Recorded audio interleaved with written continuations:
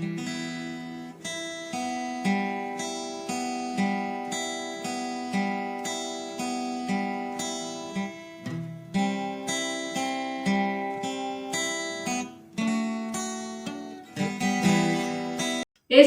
పరిశుద్ధ నామంలో మీకు శుభములు తెలియజేస్తున్నాను. ఎజ్రా గ్రంథము 4వ అధ్యాయము 3వ వచనము చదువుకుందాము. అందుకు జెరుబ్బాబెలును యేషూవాయు ఇశ్రాయేలీల పెద్దలలో తక్కిన ప్రధానులు, మీరు మాతో కలిసి మా దేవునికి మందిరమును కట్టుటకు నిమిత్తము లేదు, మేమే కూడుకొని పారసిక దేశపు రాజైన కోరేషు మాకిచ్చిన ఆజ్ఞ ప్రకారము ఇశ్రాయేలీల దేవుడైన యెహోవాకు మందిరమును కట్టుదమని వారితో చెప్పిరి. ఇక్కడ సందర్భాన్ని మనం గనుక చూసినట్లయితే యూదులందరూ కూడా బబులోను చెరలో ఉన్నారు. ఎప్పుడైతే కోరేషు రాజు పారసిక దేశపు రాజుగా సింహాసనాధీనుడైనాడో అప్పుడే మరి యూదులందరికీ ఒక ఆజ్ఞ జారీ చేశాడు. మీరందరూ కూడా మీ దేశానికి వెళ్ళొచ్చు, అక్కడ మీ యొక్క మందిరాన్ని కట్టుకోండి అని తెలియజేసినప్పుడు మరి మొట్టమొదటిగా జెరుబ్బాబెలు నాయకత్వంలో మరి చాలామంది యూదులు వేల కొలదిగా వారందరూ ప్రయాణమై యూదా దేశానికి యెరూషలేము పట్టణానికి చేరుకున్నారు. మరి పట్టణంలో శిథిలావస్థలో ఉన్నటువంటి పట్టణం కావచ్చు, శిథిలావస్థలో ఉన్నటువంటి దేవాలయంను చూసి ఎంతో బాధపడి వారు దేవాలయం కట్టుటకు పూనుకున్నారు. ఎప్పుడైతే వారు ఇశ్రాయేలీల దేవుడైన యెహోవా మందిరమును ఆ కట్టుచుండుట వారి విరోధులు మరి విన్నారో వారందరూ కూడా కూడుకొని జెరుబ్బాబెలు యొద్దకు, యెహోషువ యొద్దకు మరియు ఇశ్రాయేలీల పెద్దలు లేదా ప్రధానుల యొద్దకు వచ్చి వారు ఇలా మాట్లాడుతున్నారు. ఏమన్నారంటే, మేము కూడా మీ వలనే యెహోవా దేవుని ఆశ్రయించు వారమే, మేము కూడా మీ దేవునికి బలులు అర్పించు వారమే, మేము కూడా మీ దేవుణ్ణి పూజిస్తున్నాము, మేము కూడా మీ దేవుణ్ణి ఆరాధిస్తున్నాము, బలులు అర్పిస్తున్నాము. ఇప్పుడే కాదు, చాలా కాలం నుంచి, మరి అప్పటి నుంచి కూడా మీ దేవుణ్ణి మేము పూజిస్తున్నాము. కాబట్టి మీరు కట్టేటువంటి ఈ మందిరపు పనిలో మేము కూడా మరి పాలిభాగస్తులుగా లేదా సహాయం చేస్తాము, మీతో పాటు మేము కూడా మందిర నిర్మాణంలో పాలి పంపులు పొందుతాము అని వాళ్ళు తెలియజేసినప్పుడు మనమైతే వెంటనే ఇలాంటి ఆఫర్ వస్తే, ఎవరైనా మనకు సహాయం చేస్తాము అని ఎవరైనా ముందుకు వస్తే మనం ఆ ఆఫర్ని ఎంతో సంతోషంగా స్వీకరిస్తాము. అబ్బా, మేము కూడా అవసరతలో ఉన్నాము, మీరు మాకు సహాయం చేస్తారంటే అది ఎంతో ధన్యత. చాలా థ్యాంక్స్ అండి, మీరు ఏ రకమైన సహాయమైనా మాకు చేయొచ్చు అని మనం వెంటనే ఒప్పుకుంటాము. ఇక్కడ ఇశ్రాయేలీల పరిస్థితి కూడా అవసరతలో ఉన్నవారే, వారికి మరి ఆర్థిక పరమైన అవసరతలు కలిగి ఉన్నారు. ఇక్కడ మానవ వనరులు అనగా పనివారు కూడా వాళ్ళకు కావాల్సిన అవసరం ఉన్నది. కేవలం వారికి కోరేశ్వర రాజు యొక్క అనుమతి ఆదేశం ఉన్నది, కట్టుకోవచ్చు అని స్వేచ్ఛ ఉన్నది, వారికి ఒక అనుమతి పత్రం ఉన్నది. కానీ చాలా అవసరతలు ఉన్నాయి. మరి అవసరతలు తీరాలి అంటే వారే స్థానికంగా లేనటువంటి వారు, వారే చెర నుండి తిరిగి వచ్చినటువంటి వారు, ఎన్నో అవసరతలు కొరతలు ఉన్నటువంటి వారే. మందిర నిర్మాణం అంటే మాటలతో కూడుకున్న పని కాదు, ఎన్నో అవసరతలు ఉంటాయి. అయితే ఇక్కడ మరి వారు ఇచ్చినటువంటి ఆఫర్ని ఒక్కరు కూడా తీసుకోవటానికి ఇక్కడ ముందుకు రాలేదు. జెరుబ్బాబెలు ఒప్పుకోలేదు, యెహోషువ ఒప్పుకోలేదు, ఆ యూదుల ప్రధానులు పెద్దలు ఎవ్వరు కూడా ఒప్పుకోలేదు.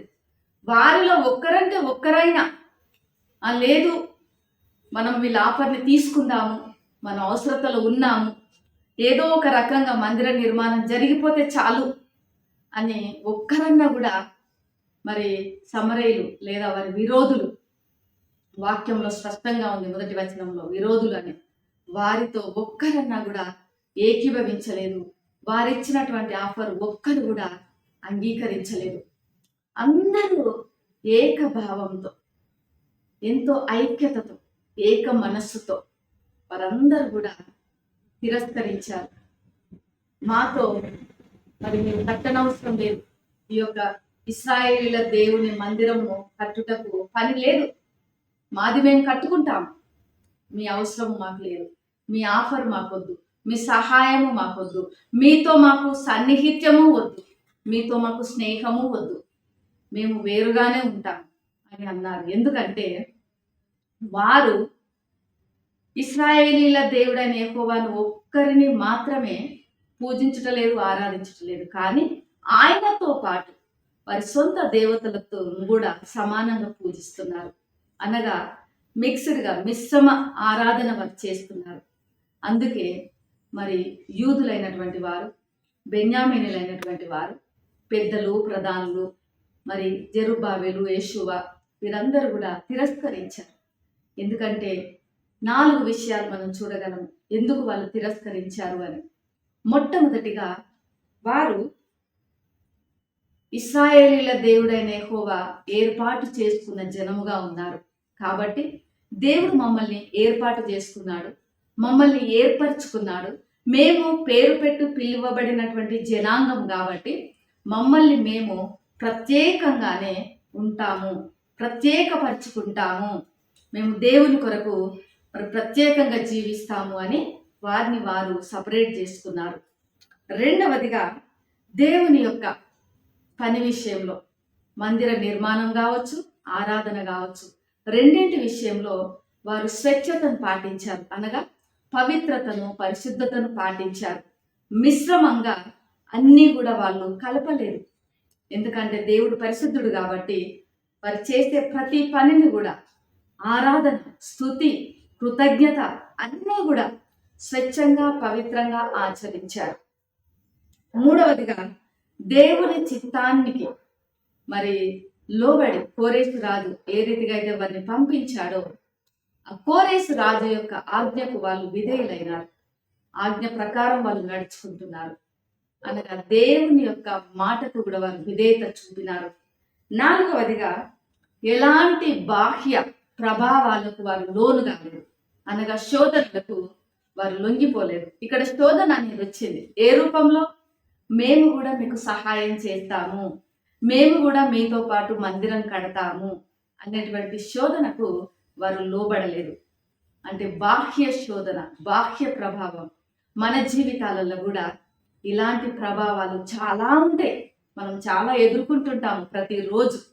కానీ వీరు కేవలం వారి అవసరతలో ఉన్నప్పటికీ కూడా వారిని వారు సపరేట్ చేసుకున్నారు, స్వచ్ఛమైన ఆరాధన చేస్తున్నారు, దేవునికి విధేయత చూపినారు. కాబట్టి ఏ బాహ్య ప్రభావానికి వారు లోను కాకుండా ఐక్యత కలిగి, ఒకరితో ఒకరు ఎంతో గొప్ప ఐక్యత కలిగి, మరి ఏక మనస్సుతో, మేము ఇక్కడ టీం వర్క్ అనేది చూస్తున్నాం.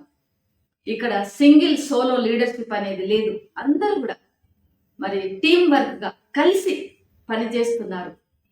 సహోదరులు ఐక్యత కలిగి నివసించుట ఎంతో మేలు, ఎంతో మనోహరం అని వాక్యంలో ఉన్నట్టుగా వీళ్ళందరూ కూడా ఐక్యత కలిగి మరి ముందుకు సాగినారు, ఒకే మాట మీద నిలబడినారు.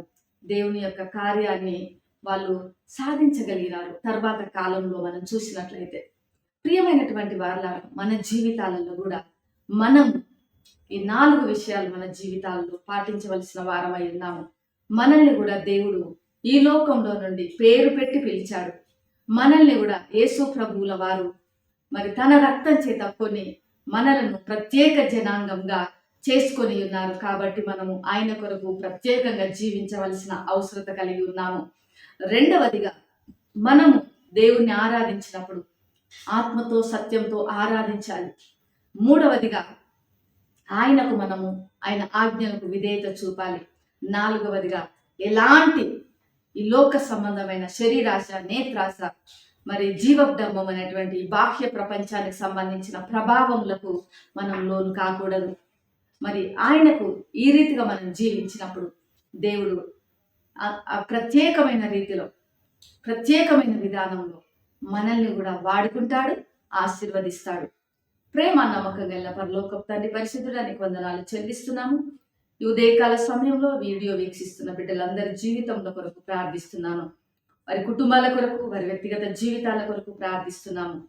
వారు కూడా నీ చేత పేరు పెట్టి పిలువబడిన వారుగా నాయన, మీ కొరకు ప్రత్యేకంగా జీవించువారుగా, నీకు విధేయత చూపువారుగా, నీ యొక్క దీవెనలకు పాత్రులు అవునట్లుగా నాయన, ప్రతి విధమైన శోధనల నుంచి వారు దూరంగా ఉండునట్లుగా, ఏ ప్రభావానికి లోను కాకుండా మీ యొక్క ఆత్మ చేత నింపబడిన వారే జీవించినట్లుగా సహాయం చేయమని, వారి చుట్టూ నీ కావలించుమని యేసు నామములో ప్రార్థిస్తున్నాను తండ్రి. ఆమేన్. దేవుడు మిమ్మల్ని దీవించుగాక.